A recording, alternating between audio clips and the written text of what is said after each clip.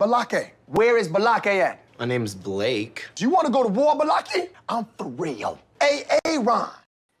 Balaki? No, it's Ron and Zach Morgan, my lawyer friend Zach. How's it going? I'm good, man. Happy Saturday to everybody. Happy Saturday. For anyone new to the channel, let me show you my lawyer friend Zach's channel. It's called Your Lawyer Friend Zach. How about that? And yeah, you're kicking in butt over there. So hope you get a whole bunch more subscribers. Guys, we're going to keep this relatively short and sweet this evening.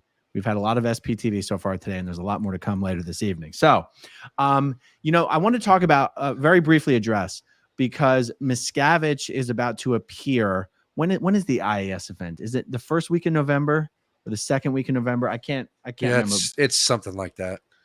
It's coming up. The IAS event is the International Association of Scientologists.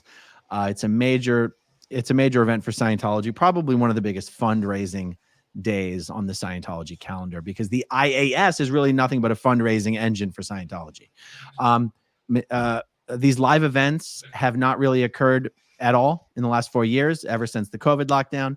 Miscavige is terrified to you know, for an organization that is known to be pretty anti-medicine, anti-doctor, relatively anti-vax in a weird way, because L. Ron Hubbard never said anything one way or the other about vaccines. For an organization that has that reputation, Miscavige is terrified of COVID. I mean, he issued a written order to all Sea Org members that they had to get the vaccine, or they'd be held in not just isolation, but solitary isolation until they either got the vaccine or left the Sea Org.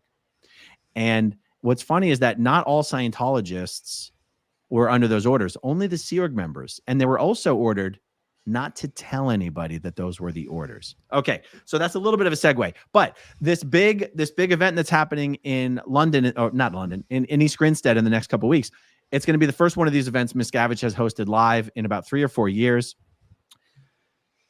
Miscavige is evading service in a number of lawsuits right now, at least 2 that I'm aware of. So my question to you earlier, let's just get right to it. Can Miscavige be served for lawsuits in the United States? Can he be served in the United Kingdom if they were to get to him? Can they legally serve him? Yeah, absolutely. He can be served anywhere in the world, and including the UK. And it's actually probably easier to serve him in the UK because we have such a great alliance with the UK from a geopolitical perspective. Do you mean easier in the UK than other foreign countries, or easier in the UK than the US? Sorry. Yes, than other foreign countries. A country that we have a good geopolitical relationship with, it's easier to enforce international treaty. There's international law that governs this under the Hague Convention. And basically, you need a U.S. judge or a U.S. official, which includes judges, to sign the request for the service of process. It's then sent to one of 3 places in the UK, the Central Authority, which is a governmental entity. You could also hire a local attorney, a solicitor, to serve him. Or there's a third way to do it that nobody ever uses because it's hard to find those people. But yeah, you have a judge prepare the order, send the order to the UK, and then you either have the UK government do it, or you hire a private attorney who acts like a process server to serve David Miscavige. The return of service is then filed in the British court. A copy of that is sent to the U.S., and the U.S. recognizes that British service order. Very interesting. I was really only wondering this just more as an academic point. The fact is, Miscavige being served at Scientology's UK, I was going to say UK base, but yeah, is the CLO in East Grinstead? I think it is so low. And yet Scientology has also already announced that they're bringing back their live New Year's Eve event held at the Shrine Auditorium this year. And that's another event that's always hosted live by David Miscavige when it's held as a live event at the Shrine.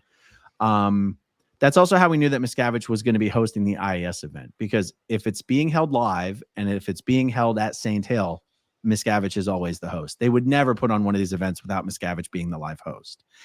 And what's interesting to me is that they would have announced this New Year's Eve event so far in advance.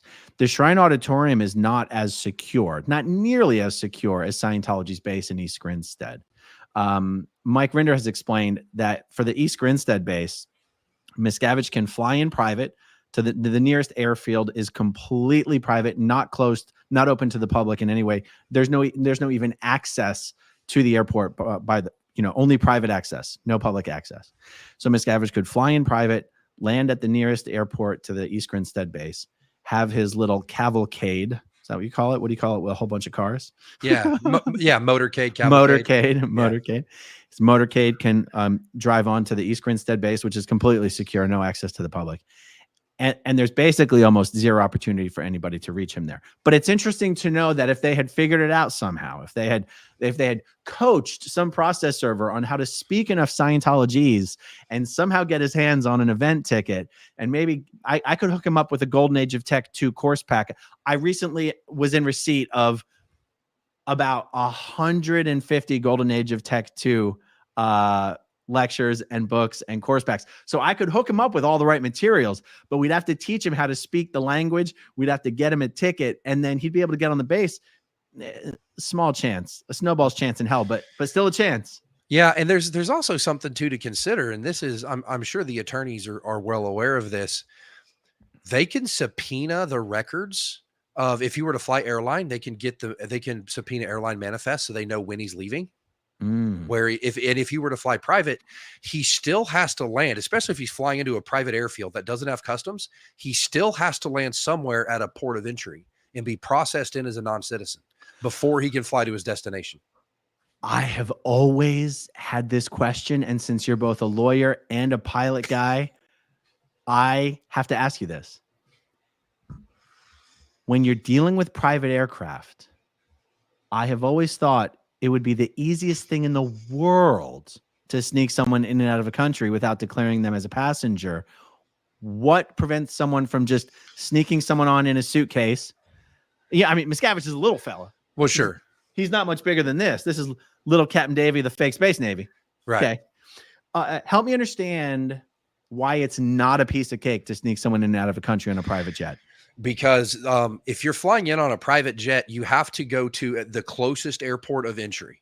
So if I'm flying in the airline, say from Detroit, Michigan to London, I don't have to stop in New York because I'm on an airline that's governed by international law. I can fly straight to London.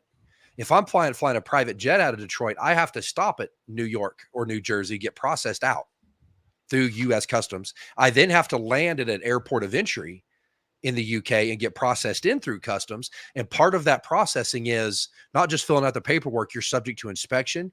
Everybody on board is going to have their documents checked. The manifest is going to be checked. They may check. They have the right to check the luggage. They have the right to check the baggage compartment. They have the right to run dogs through the airplane. It's really pretty difficult. But do they? I mean, they have the right, but do they do that?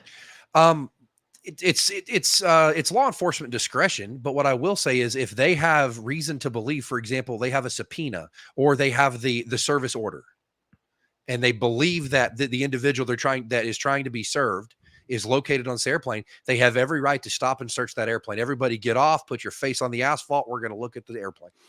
Okay. Now I know people think I'm kidding when I say stuff like what I'm about to say, but let's take this as an example. We're talking about Tom Cruise's private jet. Right. It does not seem like it would be hard to hide someone on a jet. So let's say Tom, I mean, this is I'm really talking. I know you are. Let's say Tom's got a secret compartment under his bed and it's Tom Cruise, right? So they're not like, Tom Cruise is not a flight risk. He's not a felon. He's not wanted. He's got no warrants out. Right. And it would be insulting to Tom Cruise to assume that he's sneaking his tiny cult leader best friend in or out of the country. Yeah, but I can also tell you that the U.S. Border Patrol, the UK Border Protection Agency doesn't give a hoot about Tom Cruise's feelings. But they're not searching all private jets, right? It depends. Most of them, especially celebrity jets, they will. There's a certain they will. Yeah.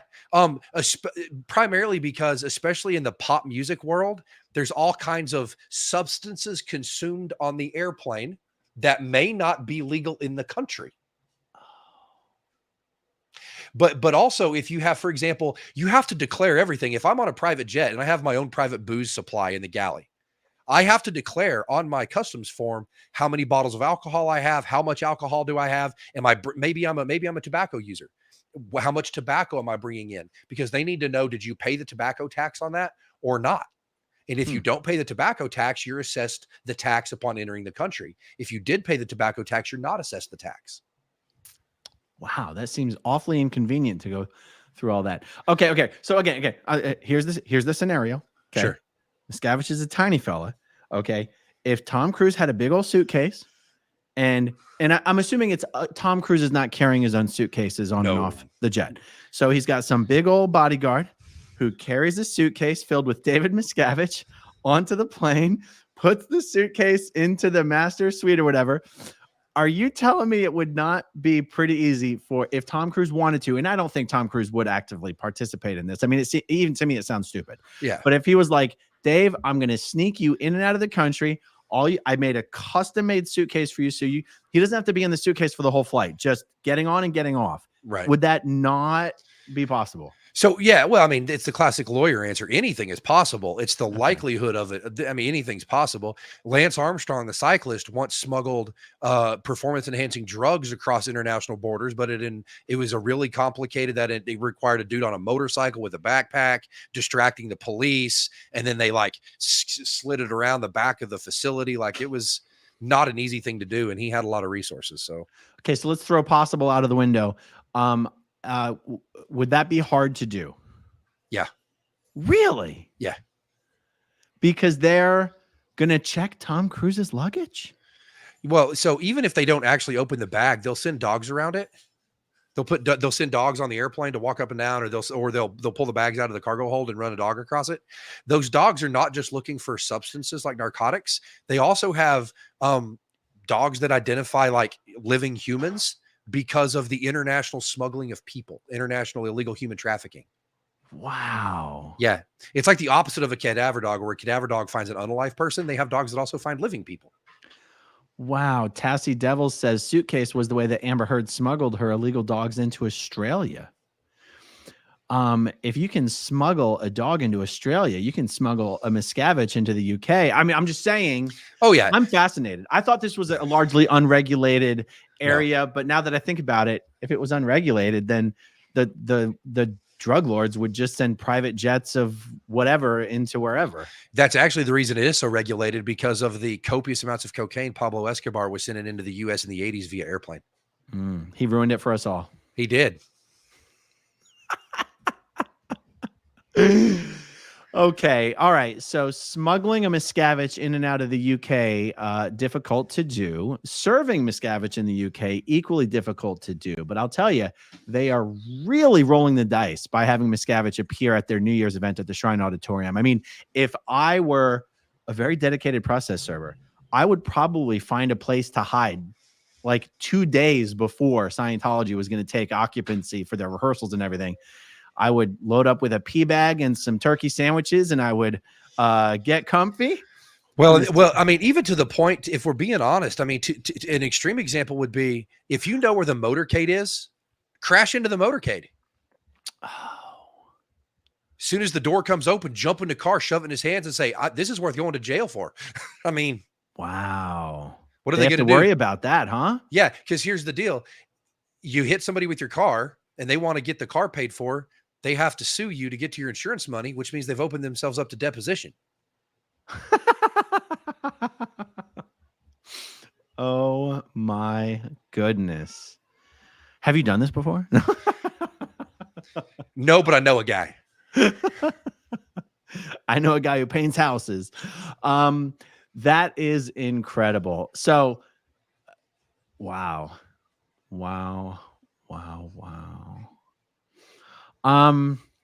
Okay, let me see. I'm looking at the live chat real quick. Okay. Is this some sort of lawyer pilot speak?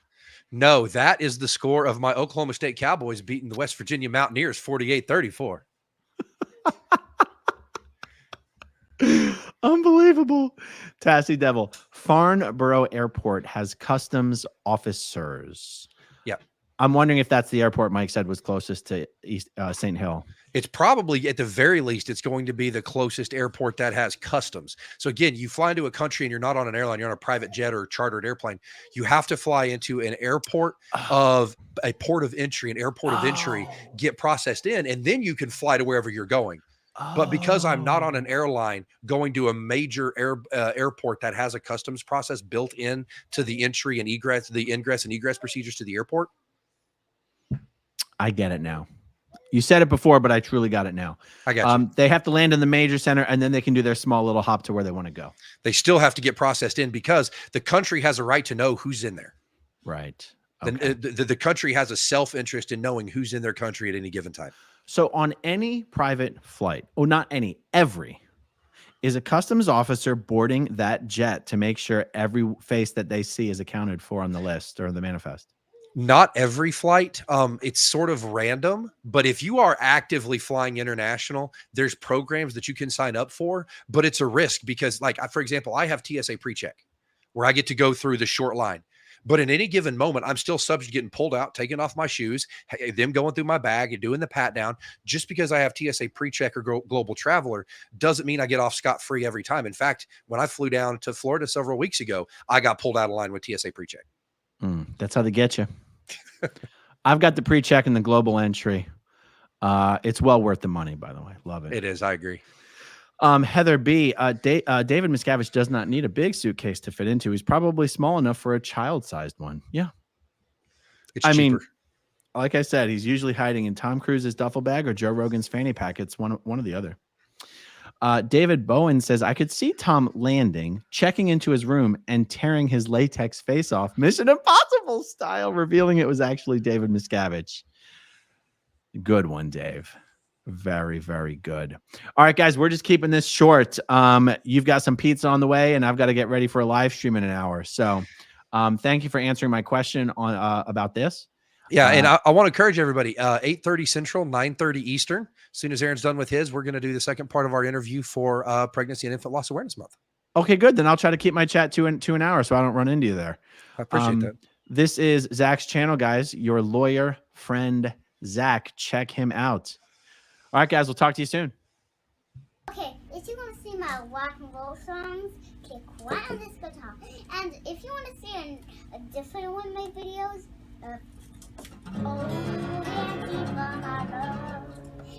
then you could click right inside here. If you have subscribed or not, subscribe right here.